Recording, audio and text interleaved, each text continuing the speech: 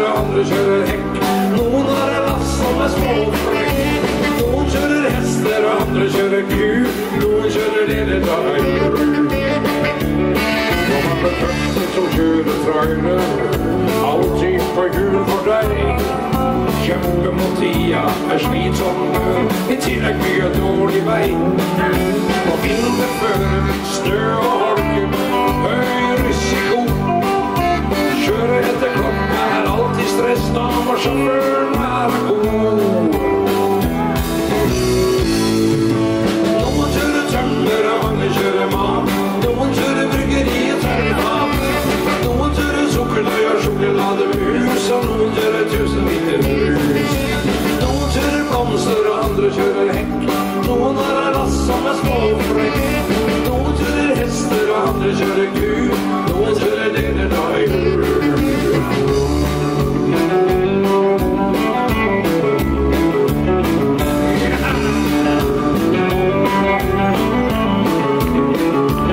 Det blir en livsstil å kjøre trailer, vil jeg i hvert fall tru. Og det kjennes tomt en gang iblant, kjempetanken om å snu.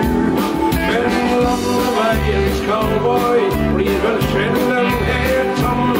Uten traileren stopper landet, så lasta må jo fram. Noen kjører tømmer, og mange kjører mat. Noen kjører bryggeri og tørre vann. Noen kjører sukkertøy og sjokolademus, og noen